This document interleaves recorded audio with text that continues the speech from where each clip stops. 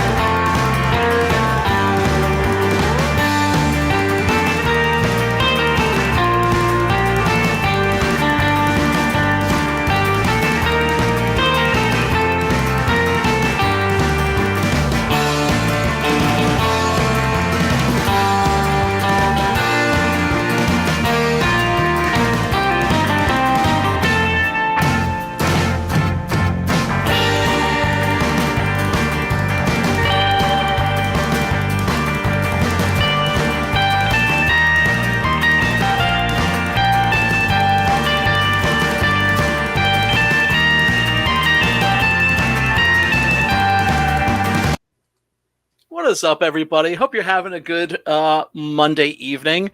I wish I could say that I was. I'm feeling a little bit under the weather, but it's okay. Every day you wake up on the right side of the dirt is a good day. So, anyway, thank you so much for joining me. I do appreciate that. Matt, I see you. I see you in the chat. What's up, brother, man? Hope you're having a lovely evening. Yes, a little under the weather this evening. So you're going to have to forgive me if I'm a little scatterbrained or if I cut the stream a little bit short. Now watch, I'm probably going to go on for like 2 hours about how awesome Giuliano Gemma is. Anyway, I wanted to do a Giuliano Gemma movie for some time now. And I was vacillating between, like, do I do A Pistol for Ringo? Do I do The Return of Ringo? Which is even better. Very different film. Do I do Day of Anger? Day of Anger is one of my all-time favorites, right? And or The Price of Power, or Arizona Colts, or Long Days of Vengeance. I mean, there's a lot of Giuliano Gemma westerns that are awesome. But I decided to do this one tonight, and it's And for a Roof, a Sky Full of Stars. And I guess I picked this one because I don't know why I picked this one. I guess I picked it because it's a personal favorite of mine, and because I don't think it gets enough love. I don't think it gets nearly the attention that it deserves. I mean, in many respects, it's a very minor spaghetti. It's not anywhere near as good as some of those other films I mentioned, especially The Return of Ringo, which is brilliant, which is basically a spaghetti western version of the Odyssey. Or I should say the last part of the Odyssey, where Odysseus comes home and kills the suitors and all that stuff. That's a great movie. Day of Anger, in which Gemma starred alongside, opposite the great Lee Van Cleef. That's an amazing movie. But for some reason, I've just always had a special place in my heart for And for a Roof, a Sky Full of Stars. This is by, well, first I should also, before I get into it, present the campaign that I am running, our sponsor, which is myself. Yeah, forgive me. Let me just do this really quick and get it out of the way. Because, hey, it's nice to pay the bills sometimes. I have a campaign on Indiegogo right now, which you should check out. If the link is not in the description, I will put it in the description later where you can check it out. This is for my book, Six Gun Guerrilla, Long Days of Vengeance. If you like comic books, if you like Western comic books, if you like gorillas, if you like Western comic books with gorillas, with gigantic hand howitzers, blowing very big holes in very bad people, this is very much the book for you. If you are new to the world of Six Gun Guerrilla, guess what? You are in luck because I have a tier for everybody. That is to say, you can get the first trade paperback and the second trade paperback together or separately. You can also get the individual issues, the floppies, issues 1 through 10 as well. And like I said, there's a little something for everybody because I'm not a double dipper. And if you want to kick the tires and see if this is a book that is up your alley, guess what? You can click on where it says free digital download right here. And it will take you to, surprise, a free digital download of the book, a free PDF version, because I always believe that shows confidence in my product. And also, you know, it gives people a chance to kick the tires and see if this is something you want to drop a little money on. It's a really great way to support this stream and your boy here. So anyway, enough of that. Enough of the shilling. And let's go check out... Oh, Matt just dropped the link in the chat. Thank you, brother, man. I do appreciate that. But yeah, let's talk about And for a Roof, a Sky Full of Stars. This was a movie that was by, let's see, Giulio Petroni. And once again, a director who made movies that are way more significant than this. Death Rides a Horse. That's easily top 20. Maybe even top 10 greatest spaghetti westerns ever made. Tepepa. That's a really great Mexican Revolution spaghetti with Thomas Milian.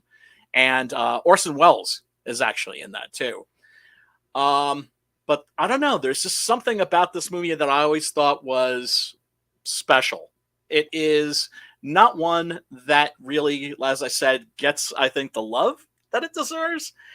And it certainly doesn't get the even the attention, you know, like one of the things I often do before I do these streams, I always go to my go-to books on the spaghetti western subgenre. And Alex Cox in his 10,000 Ways to Die, this was, I mean, he just completely dismissed this movie as just like, oh, it's a buddy picture, right? He always, like, he can't stand any spaghetti western that's not dark and bleak and political. And, you know, much love for Alex Cox. He's definitely one of the great scholars of the spaghetti, that for damn sure. But, you know, he's, you know, we differ in tastes considerably. I always thought it was a little, you know, his tastes run a little more serious than my own do. That is to say, like I said, for him, it's, you know, he's very fixated on the politics and all that stuff. And that's not to say that there isn't politics in the spaghetti westerns. Remember, these were made not too long after, you know, fascism in Italy, and a lot of the cruelty that you see in the spaghetti western is a kind of reflection of the cruelty that Italians experienced under fascism, under Mussolini, that piece of shit. And, you know, a lot of the filmmakers that went on to make these westerns were communists. That is to say, not fascist, because at a certain time in Italian history, you were pretty much either a fascist or a communist. But, yeah, you know, a lot of political undertones and even overtones in a lot of the spaghettis. Not like it is today with like mainstream, like woke Hollywood movies, mind you, where they're putting the cart before the horse, where it's not, they're taking the subtext and making it the text. Is what I'm saying is the spaghettis very often, if they have a political angle, it's the subtext. This doesn't have any political aspect to it at all. It's very much a buddy movie, to be perfectly honest. You've got Giuliano Gemma, who was already quite the movie star when he made this. Gemma, really interesting guy. He was somebody who was born in fascist Italy, and I think he was in Rome. He and his parents, when he was playing one day in the grass and stumbled across a unexploded American bomb. I mean, remember, this is during World War II. And so he came across this bomb that was just sitting there in the grass, and I guess he must have been fucking with it or something, because it went off, and it went off in his face. And son of a bitch was lucky, because not only did he survive, it gave him just a little scar right on his cheek. And son of a bitch, when he grew up, that scar on his cheek, it made him even more handsome. I mean, it's crazy. It's crazy, but yeah, he was very lucky in that regard. Unfortunately, as it does for many of us, his luck ran out. He died in 2013 in a car accident, actually on October 1st, which is my birthday. And what can I say? He was making movies all the way up to the end, and was a very beloved screen presence in Italian films. I don't know if he learned English. If he had, he could have been a star in America too, I think, because Gemma was one of those cats that just had charisma out the ass.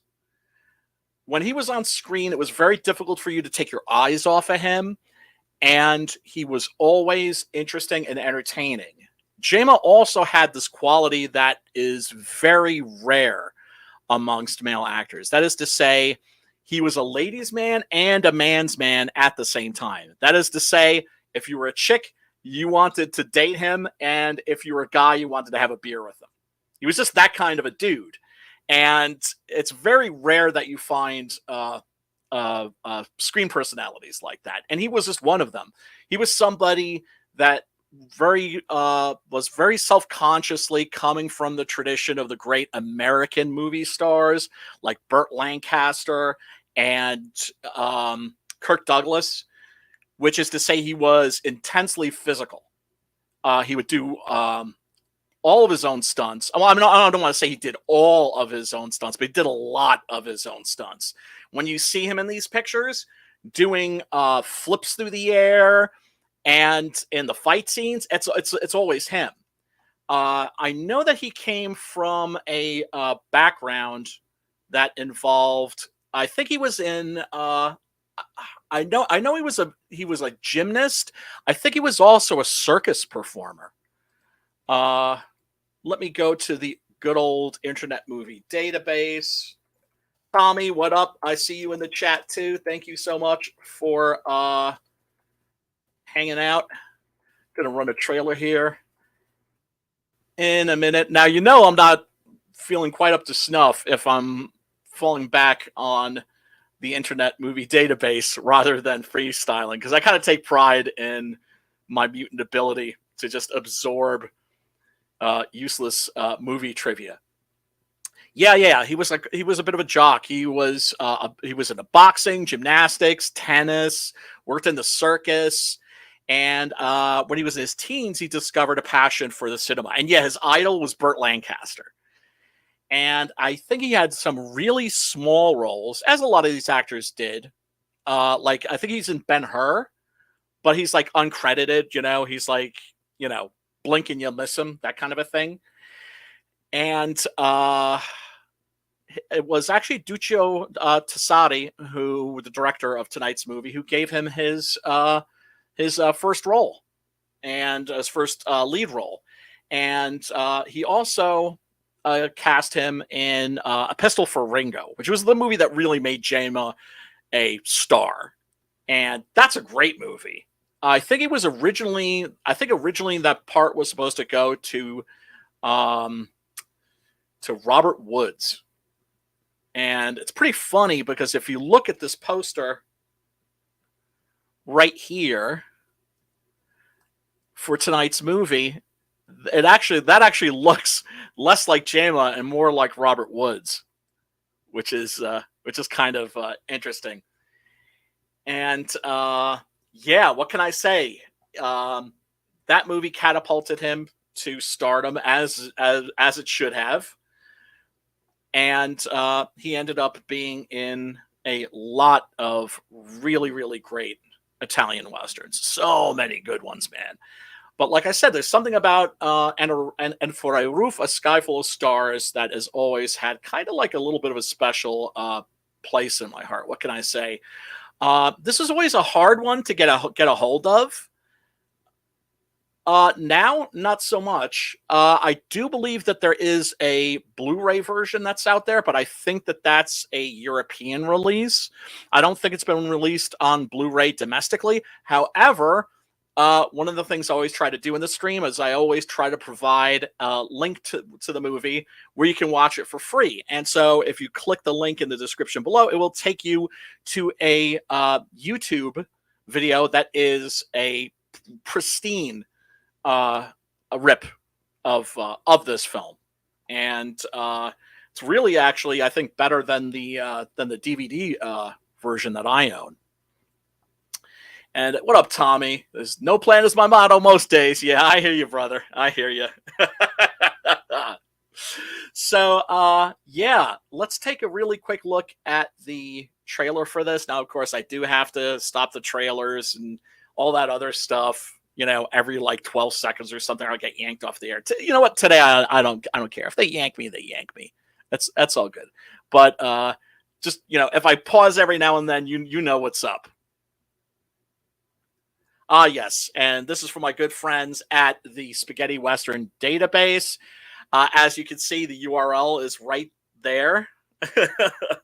If you want to learn about spaghetti westerns, this is the best place to start. I really wish that when I was a kid, I had, well, first of all, I wish I'd had the internet, but I really wish I had the Spaghetti Western database, because the people there are fantastic and they're dedicated to the genre, and they're always letting you know about new releases that are coming out. And much love to those guys, because they also have not just one, but two top 20 lists. They have a top 20 spaghetti westerns and an alternate top 20. If you pick any of the movies on either of those lists, you can't go wrong. Those are all really, really terrific movies. We, of course, fans and devotees, we debate each other over the merits. This one's better than that one, and so on and so forth. But there's certain films, there's a general agreement on that they are true classics. So go and check them out. It's a wonderful website that is just steeped in information. But yeah, let's take a quick look at this trailer for And for a Sky. I'm sorry, there I go again. And for a Roof, A Sky Full of Stars.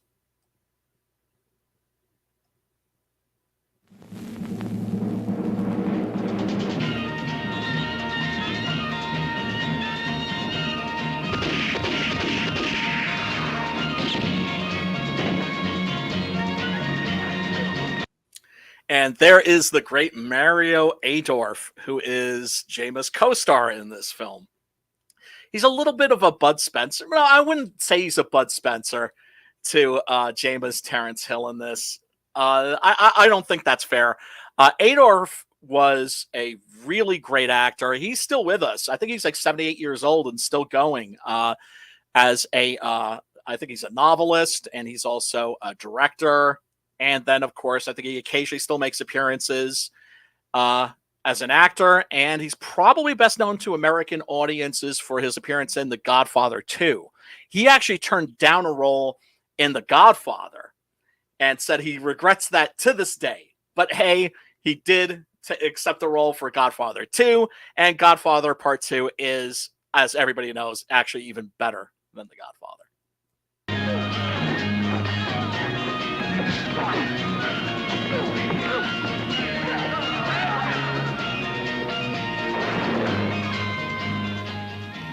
Allora, il malloppo è nascosto lì.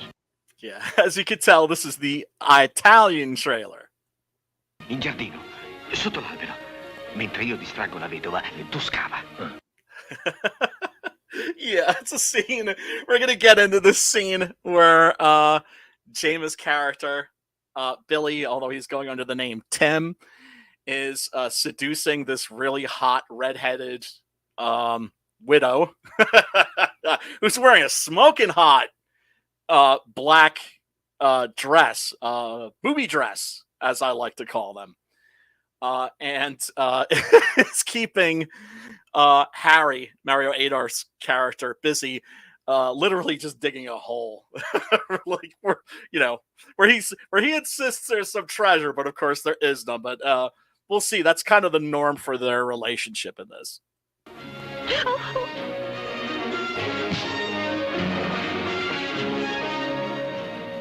Uffa!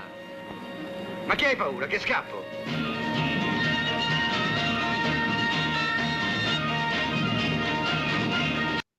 Yeah, one of the things that's really interesting about this movie is that although it's generally a comedy, it's really dark at actually a number of points. The opening into this, I think, is very dark, and the villains are really sadistic, leering sadists.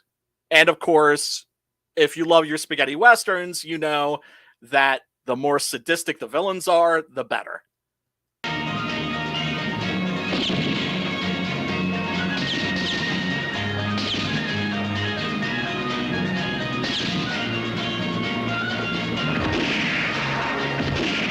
God, I love these old spaghetti trailers. Aren't they great?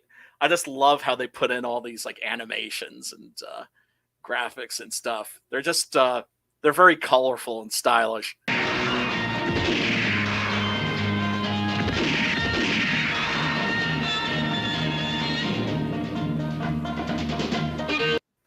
E per tetto un cielo di stella. So yeah, that's and for a roof, a sky full of stars.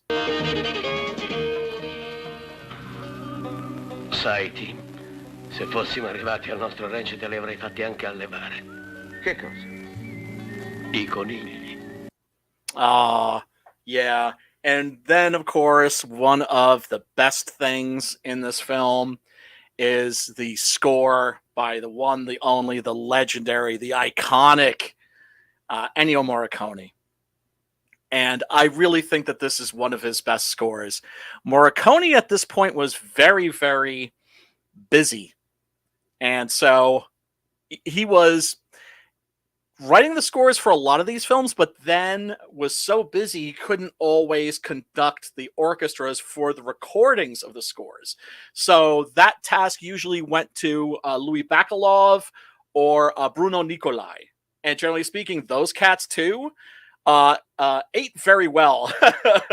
They did very well for themselves during the spaghetti western period because they were the guys that you would get when you couldn't get Morricone. Conigli niente! Ma come rinneghi quello che hai promesso?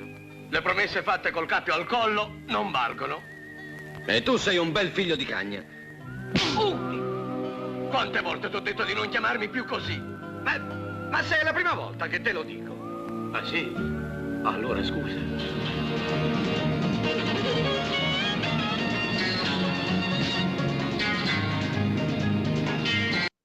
And of course, you get a lot of shots of stunning vistas in this. This, like most of the spaghetti westerns, was shot in lovely Almeria, Spain, which was usually the location that stood in for the American West in your average spaghetti western.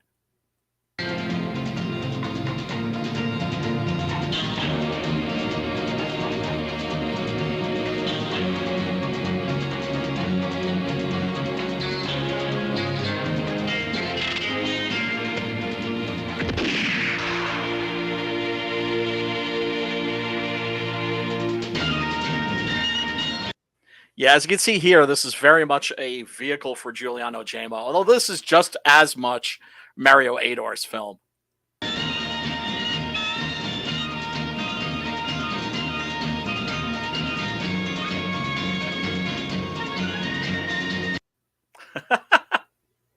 What up, Frankie? He says, "Hey Brian, hey chat. My spaghetti western name would be Flint Westwood. What would yours be?" I don't know. I know my porno name would be Dixon Poon for sure.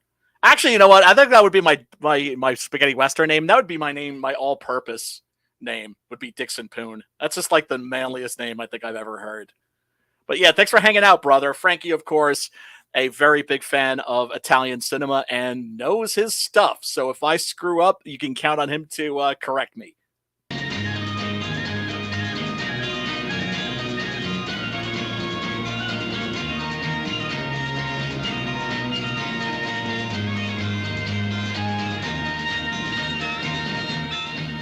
Si vive poco in questo paese senza pistola. Ah no, niente pistole per me.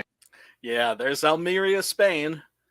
If you know it when you see it, if you're a spaghetti western fan. And yeah, it was actually, I believe it was Sergio Leone and Sergio Corbucci, who were, I think, on set for, I think it was the Colossus of Rhodes. It was some peplum that they were shooting in Spain. And it was actually Sergio Corbucci, who turned to Sergio Leone and said, and looked at the landscape and said, "You know what? We could probably make a Western here." And that was actually the birth of the spaghetti Western. Preferisco usare il cervello. C'è meno concorrenza.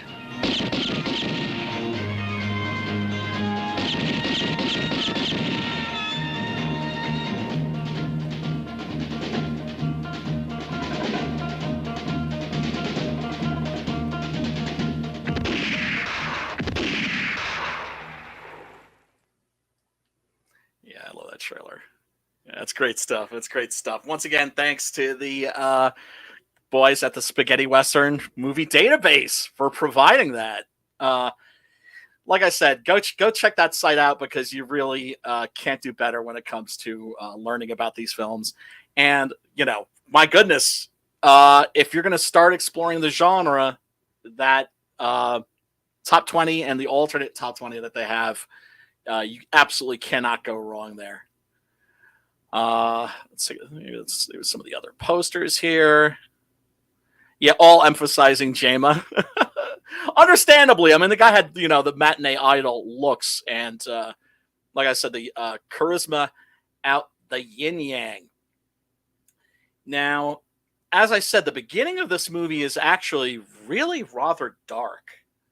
It opens up with these folks riding across the desert in a stagecoach and a vicious gang on the hill overlooking the gully that they're passing through and deciding that they are going to ride down and kill everybody, which is exactly what they do. Try to remember the name of this actor here. I'm gonna have to look that up too, because like I said, not on my best today. The neurons aren't firing at maximum capacity, shall we say. Yes. This is Federico Boido as Roger Pratt.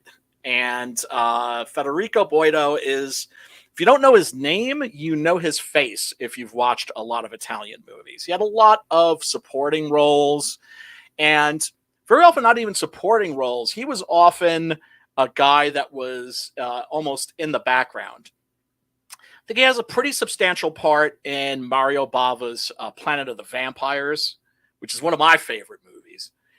But very often, if you're watching a spaghetti Western and you have a gang of vicious knife-throwing killers, he's one of them.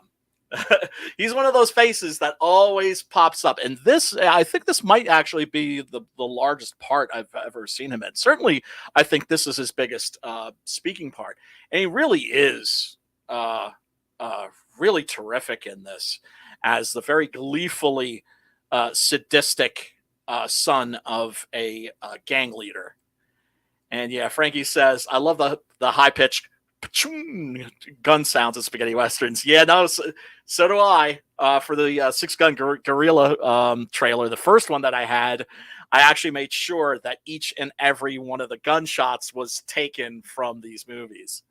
You know, it's one of those things. It's like lingerie. It's just like, I know it's there. It was more for me than it was for the audience. I always like the kapaw that's in the Sergio Leone Man with No Name movies. But yeah, then of course you get these close-ups of the other killers. This guy looks like he's like Dick Tracy villain.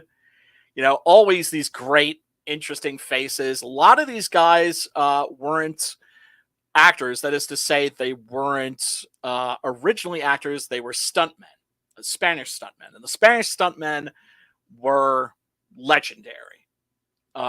Their feats are a wonder to behold in these films. These guys put their asses on the line to entertain us, and they did so in high style. Now, naturally, and you see this even with contemporary movies, if you're going to cast somebody as in a role as like a henchman, well, why not use a stuntman? That way, when he gets shot or he gets thrown out a window or something, you can use that actual actor, and it's going to look fantastic. So yeah, there's like a young lady that's riding in the stagecoach along with these two gentlemen, and the gang just shoot the damn thing full of holes. The young lady gets hit. Everybody inside gets hit. The coachman dies. As you can see, the whole thing is just riddled with bullets.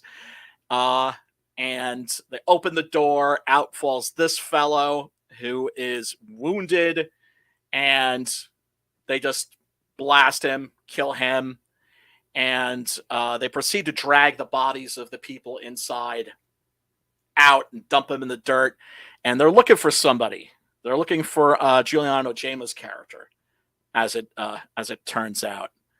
And this fellow says that, I heard that he was coming through here, and feeling rather disappointed, Mr. Pratt here, Roger Pratt, just blasts him and tells his boys, well, let's keep looking for him. And they take off, and the opening credits till the film start. And what can I say? The opening credits to this are absolutely beautiful. This piece of music by Morricone gets me choked up every time I hear it. It immediately goes to the fifis. It immediately goes and starts plucking my heartstrings. What can I say? And I'm going to play some of that for you. And if you aren't bawling, if you're not in tears, you have no heart. What up, Sim? Happy birthday, brother, man. Good to see you. Yeah, Frankie says, yeah, all these guys have weathered faces, which works in Westerns. Yeah, and the women are always hot. Yeah. But yeah, no, you look at these guys and their faces are like shoe leather because these guys were legitimate badasses. A lot of them were Spanish vaqueros, which is to say cowboys. And the stunt work that these guys did was just always impressive, always astounding. And even for years, there's actually a really good movie called 800 Bullets. That's by Alex de la Iglesia. And that's about Almeria, Spain, and a town where they shot a lot of these Westerns, and the stuntmen who appeared in these Westerns who are now old men. And they end up in a standoff with the police.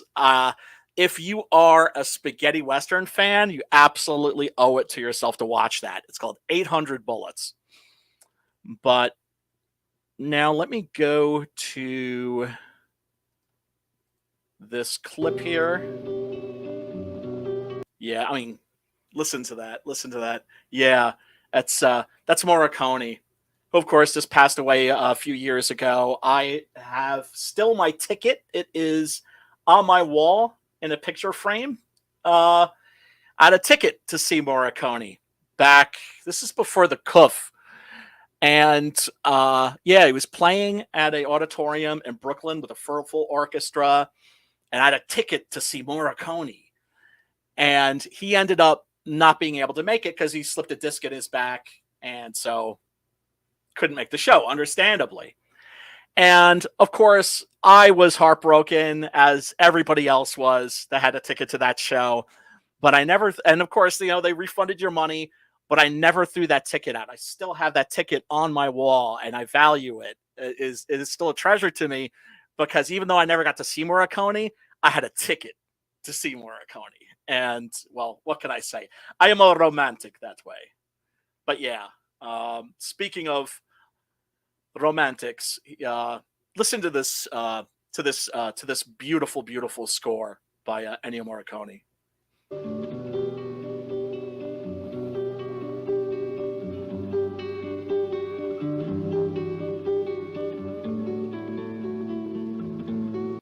Now, of course, I have to pause it so he doesn't get yanked off the air. The fellow that you hear whistling here, I can't remember his name, but he is the guy that is the whistler. That is to say, all the whistling that you hear in the Ennio Morricone scores, it's all the same guy. And I remember, I think it was Mark Mothersbaugh, and this was in an article on Morricone. He said he was at a party, and that this guy was there, and he didn't speak a word of English. And so he was just sitting there, kind of, sitting on his hands, feeling awkward, not being able to engage in any conversation because he didn't speak a lick of English. And Mothersbaugh found out who he was and went over to him and, started trying to communicate with him, and mentioned, like, Morricone, and started imitating some of the music. And the guy caught on. And next thing you knew, he was just like strumming a guitar and whistling these classic themes. And yeah, it was. I just always love that story because it's an example of how music really is the universal language. It goes right past the brain, right to the heart.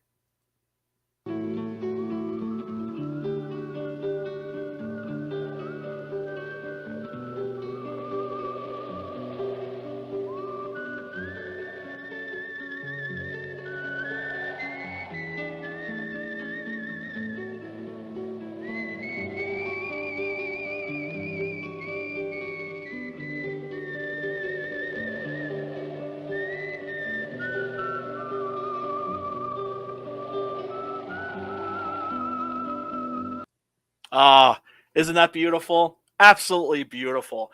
And like I said, like a really dark opening.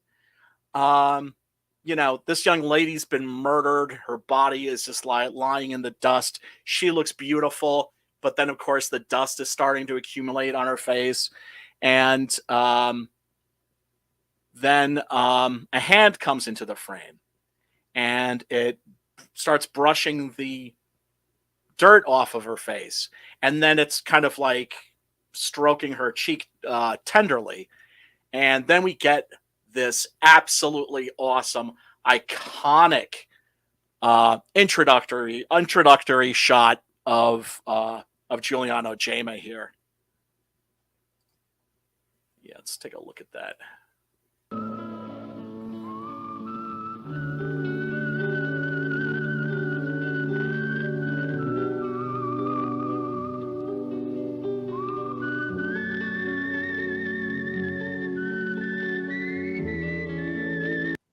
Yeah, this is such a great moment, and it's one of my favorite moments in all of the Gemma films, when his you finally see his face when his hat comes up, and the expression that he has in his eyes, just the senselessness of this murder.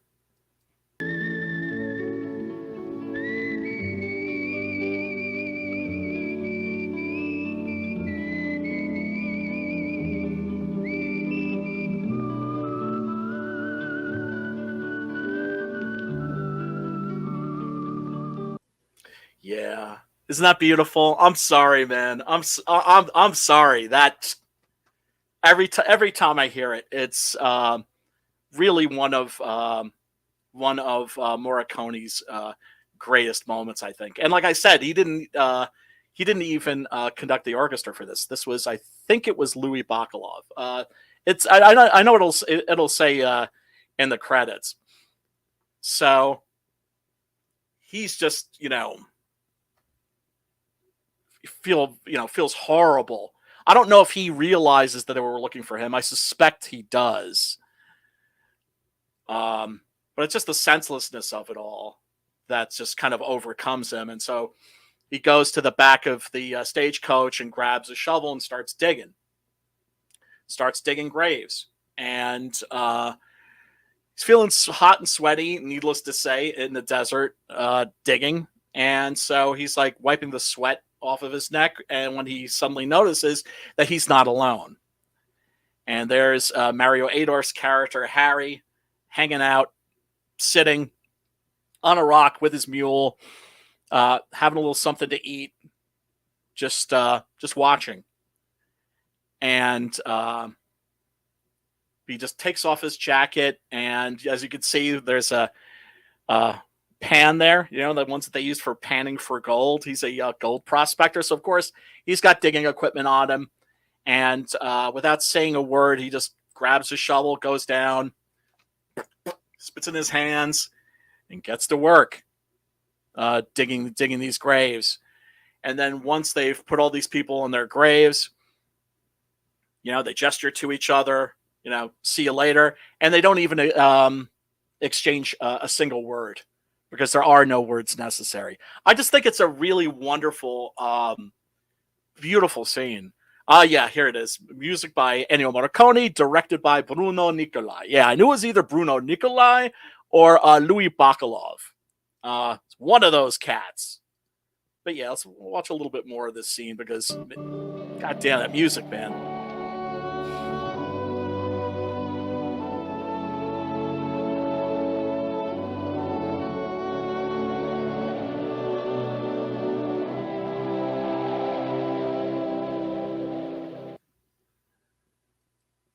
Yeah, like I said, he grabs a shovel, and I know, like I'm spending way too much time on this scene, but I just think it's one of my favorite openings in spaghetti western film history.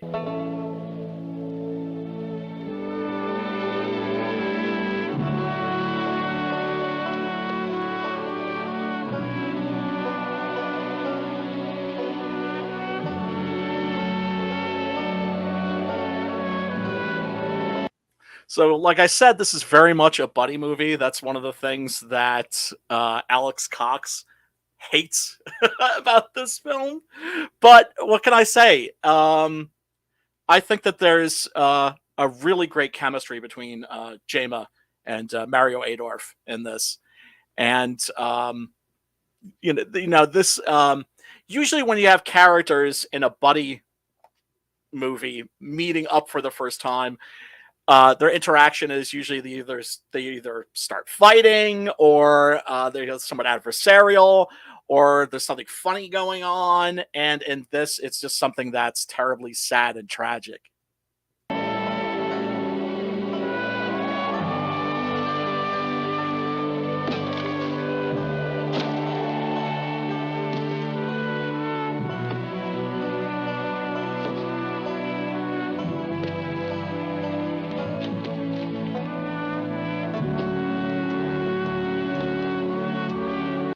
Luciano Fortini. Yeah, what can I say? Whenever watching the opening or closing credits to Italian movies, I always have to say the names out loud.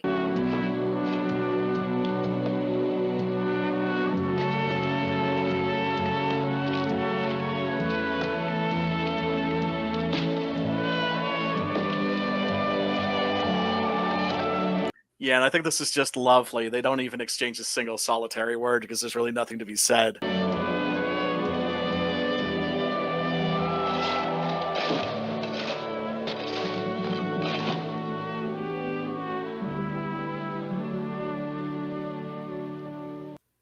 Yeah. Oh man. That music, man. That music. Absolutely.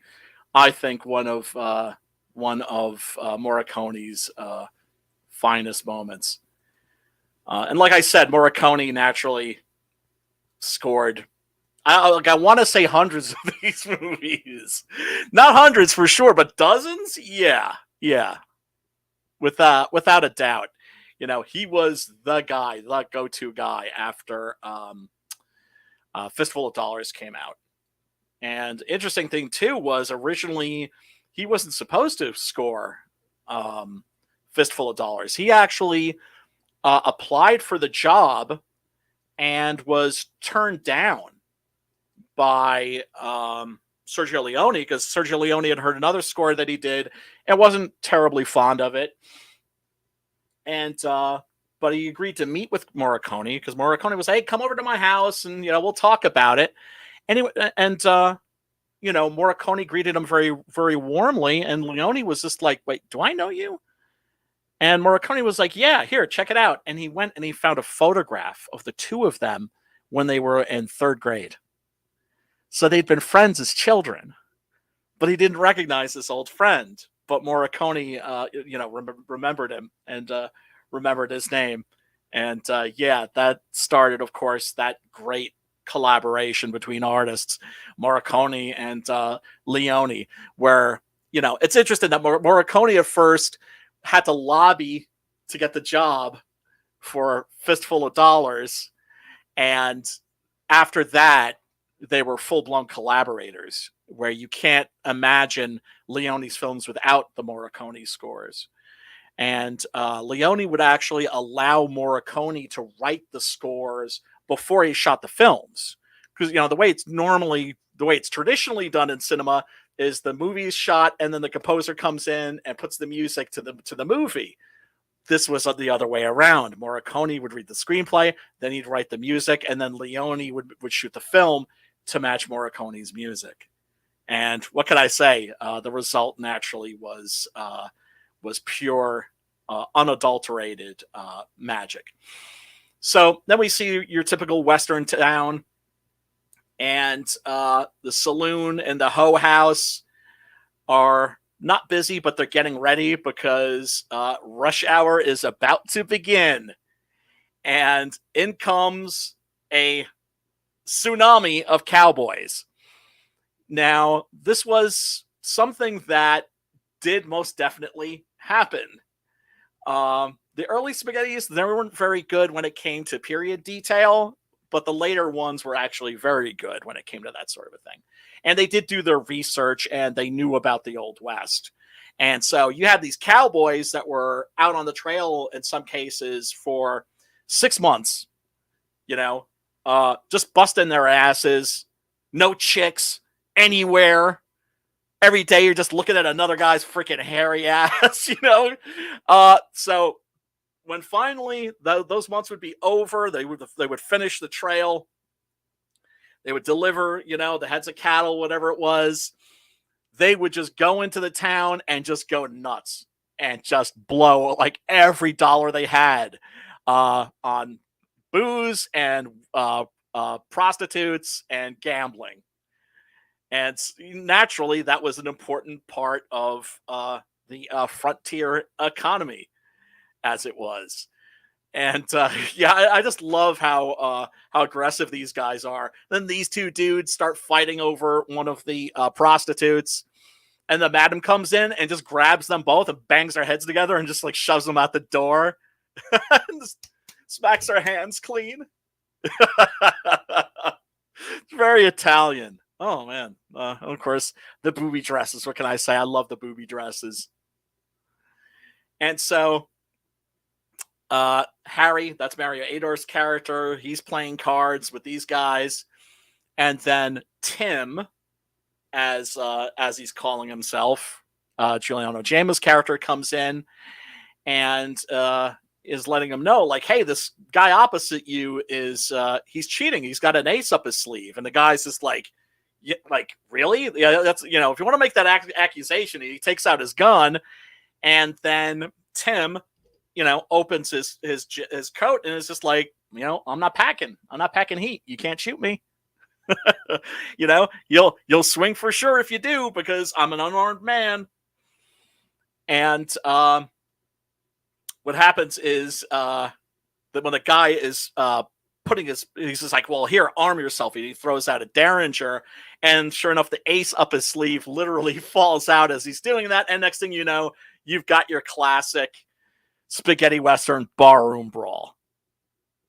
By all accounts, the stuntmen and the cast on these movies had an absolute blast. Anybody that's ever worked on a western, especially the actors, will tell you it's the most fun they ever had making a movie. And of course, as I've mentioned many times before, making a movie in Italy, as Eli Wallach told Henry Fonda, the most fun you'll ever have making a movie. So it's like, not only you're having fun making a movie because you're making a movie with the Italians back then, you're making a freaking western.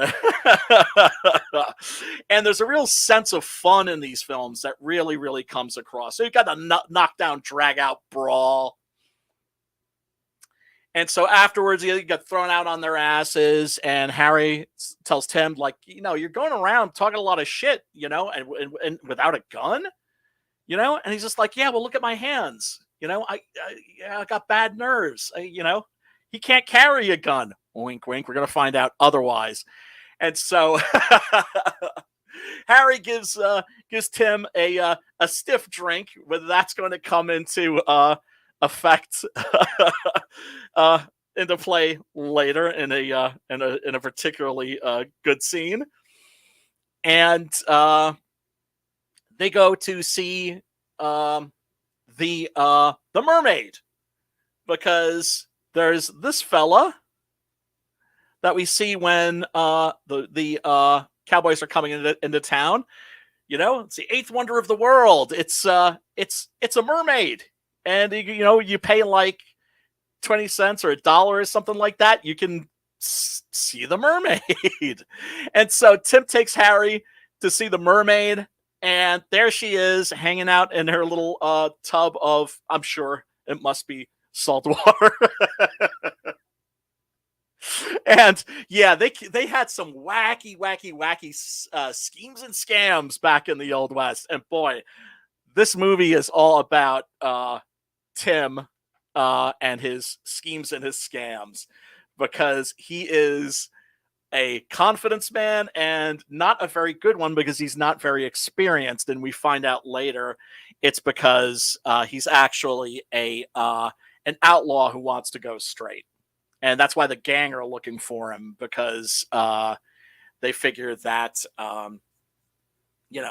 he wanted to quit the gang, and the gang didn't like that. And so he killed a bunch of the guys, including two of whom were sons of the gang leader. So that's why they have such a hard on for him, why they're looking for him. So this is a really great scene. I just love this. Tim is telling Harry, like, look, dude, you've got that gold. You should put it in a bank. And he's like, really? Like, okay. Basically, the relationship between these two fellas is that Giuliano Gemma's character is a not very good con man, and Mario Adorf's character, Harry, is naive as fuck. I don't know if I want to say that he's stupid, but let's say that he's considerably less than worldly, because, the things that he'll fall for in this movie are astounding. And this is just a great scene where Tim brings Harry into this town where he says that there's a bank, and there's the sheriff, and there he is waiting for him in a rocking chair.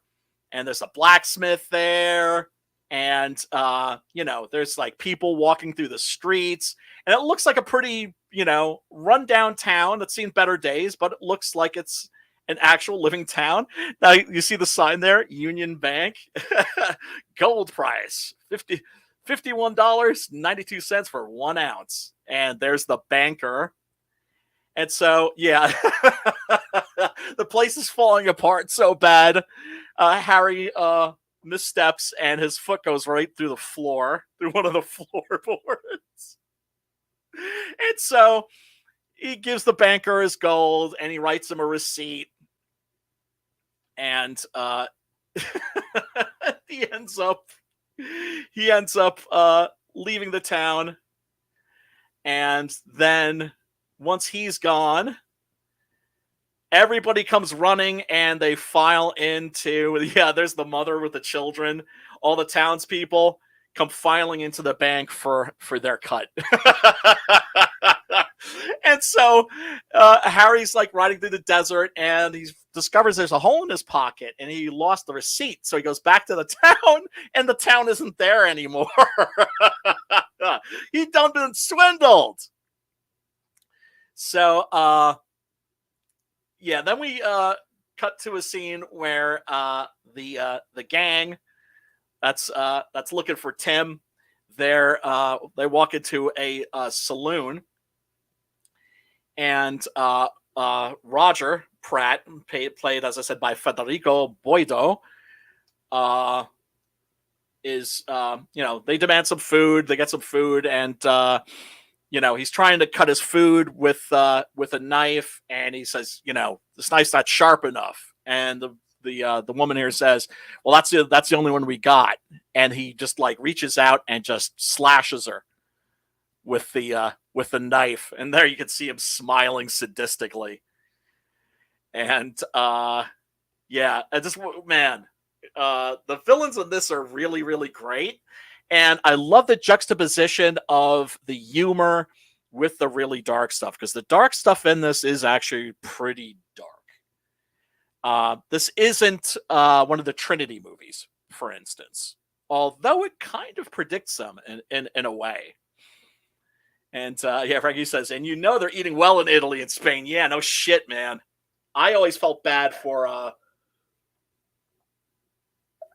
Steve Reeves and the other like muscle guys in the peplums, because in Italy, rather than having catering, everybody would get together and cook, and so everybody's eating this incredibly wonderful, delicious food.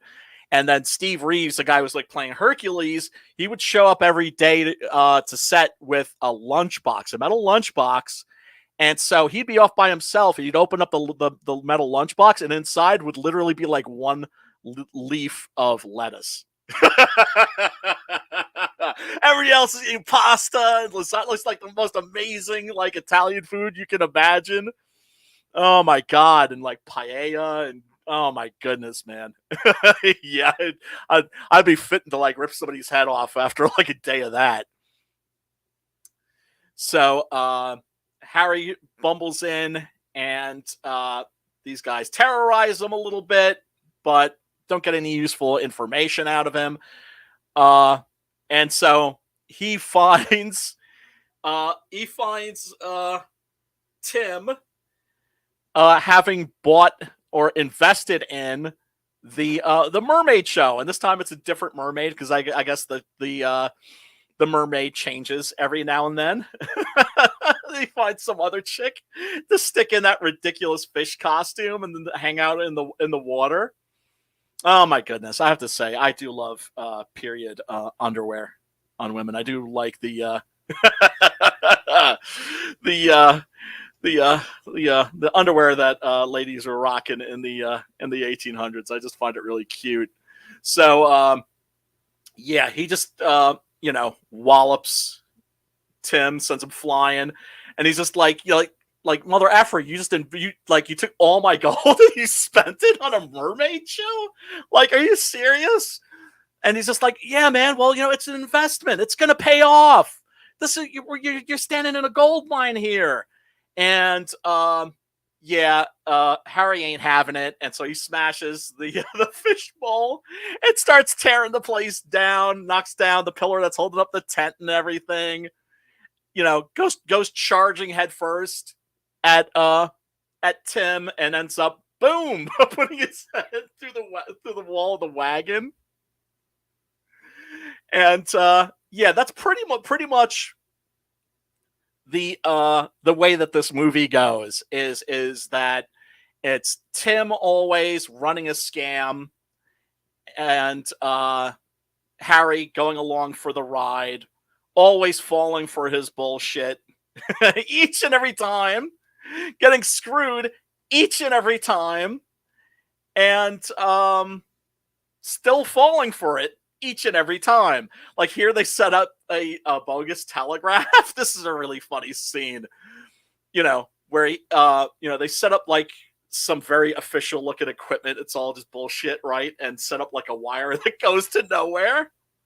And so they're taking messages from these people, and Jameis is like, tapping on the thing and like saying the words as he's tapping. So people are talking to the relatives on the other side of the country, and one of them wants to send a message to the president. He's like, yeah, we could do that. And then these guys discover that the wire is just not connected to anything. And then the gang shows up, so of course they end up having to take off, but not before Gemma does a little dances a jig, and he does like this funny dance where he's like kicking his legs out. I don't know. You just have to see it. And later on, they escape from the gang by falling in with a funeral procession. And so, Gemma's walking along, his hat off, acting like he knew, the deceased, and notices that the widow is a smoking hot redhead. Now look at this. This is what I'm talking about right here. You see the scar right there under his left eye? That's the scar from the bomb that went off in his face when he was a kid. Son of a bitch, it made him even better looking. It's like, what the hell?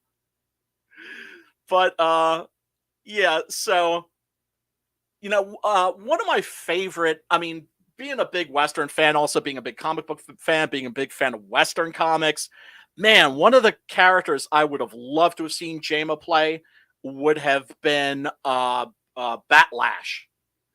And there is something about this character that is very Batlash-like. For those of you that aren't familiar with Batlash, he was like a womanizer and a dandy, and of course a great pistolero, but just always getting into trouble, like a very comic character. Although some of those comics could get pretty dark too. There's one in particular where he's like trying to save this little girl and he fails.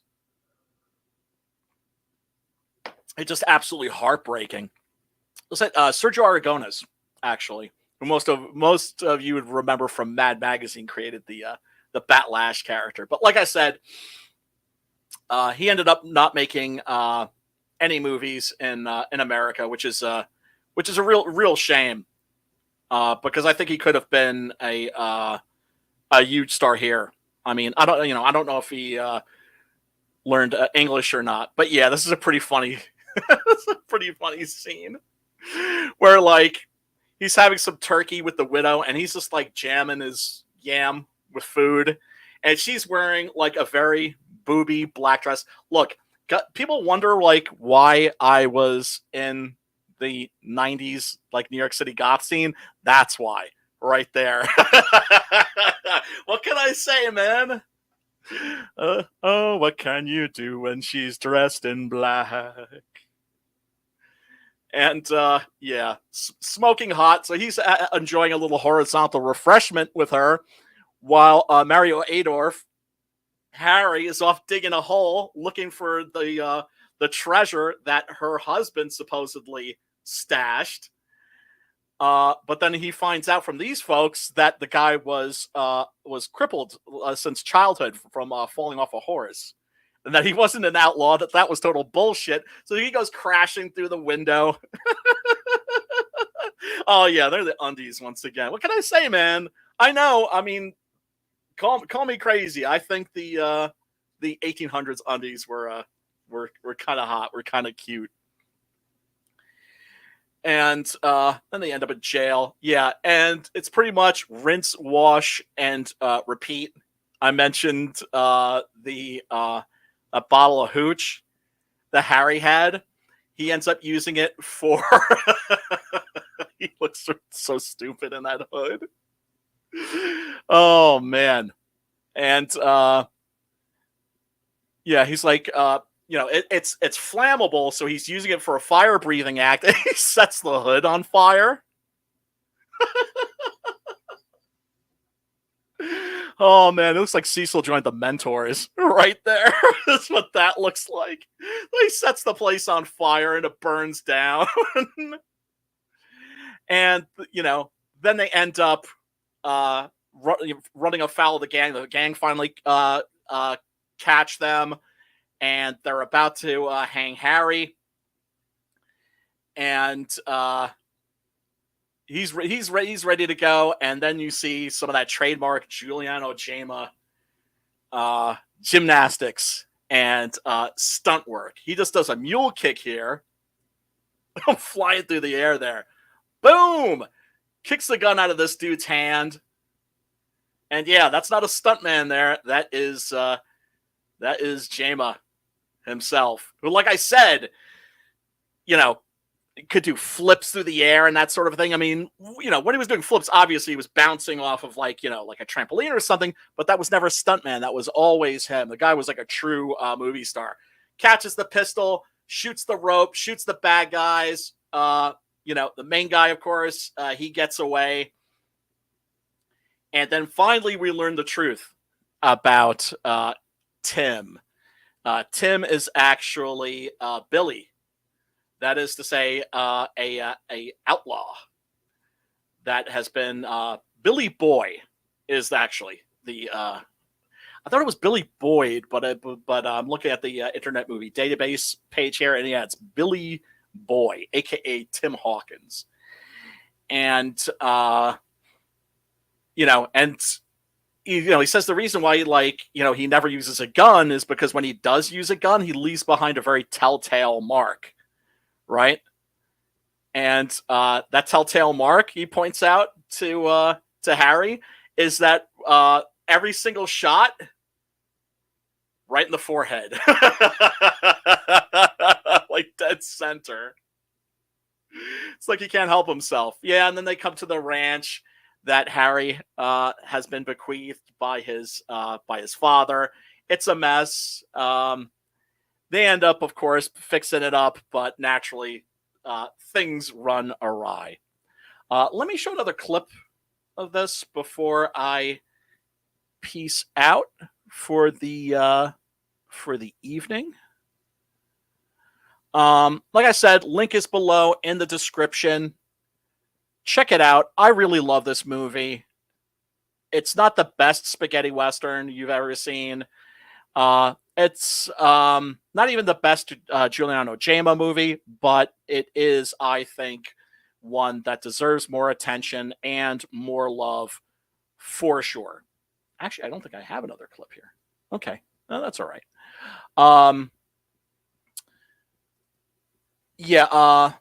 I would love to get a Blu-ray copy of this. Like I said, I think that there's a European one out there. I don't think Arrow or any of the other domestic Blu-ray companies have put this out yet, but they've been busy, man. They've been, what can I say? It's the best time ever to be a fan of spaghetti westerns and Euro cinema in general, because these movies that used to be incredibly hard to find, you can find them very easily right now. And like I said, link below in the description where you can watch this for free. Okay, so definitely a big recommend for me. Check it out. A Sky Full of Stars for a Roof, also known as And for a Roof, A Sky Full of Stars. You say tomato, I say tomato. It's all good. What am I going to do next week? I should probably maybe do Day of Anger. That way I could cover some Giuliano Gemma and Lee Van Cleef. Well, there's a bunch of them, man. Another Duccio Tessari movie, Death Rides a Horse. That's a great one. The one I really want to do is The Great Silence by Sergio Corbucci. I don't think that's on Tubi or Peacock or any of the other streaming services. I'll see if I can find a copy of that on YouTube, on the YouTubes. because that is an absolute must, and it's probably, I think, the best of the non-Sergio Leone westerns. You know, one of the caveats that you have when you are a fan of spaghetti westerns, and people ask you, you know, which movies should I watch? You know, you always tell them first all the Leone westerns, right? Because those are the best, and then it's just a question of breaking down the non-Leone spaghettis. Yes, yeah, The Great Silence. Yeah, no, I'll see if I can find a copy of that, because that is, as I said, I think the best of the non-Leone westerns. And actually, Razor Fist recently did a stream of his top 10 westerns and put The Great Silence at the top. Mike Barron also, I think, recently did a top 10. I got to do a top 10. I got to do a spaghetti top 10 or a spaghetti top 20. What am I waiting for? Anyway, folks, thank you so much for tuning in. I really do appreciate it. Smash that like button. Click the subscribe and ring-a-ding-ding on the bell for notifications. And yeah, go check out Six Gun Gorilla. If you like comics, it's a great way to support this stream. And also go check out Butch Cleaver, which is my man Matt's book, which is a weird Western for sure, and a hell of a lot of fun. Okay, folks, I'm out of here. I will talk to you next week. And until then, peace, love, and pasta fazool.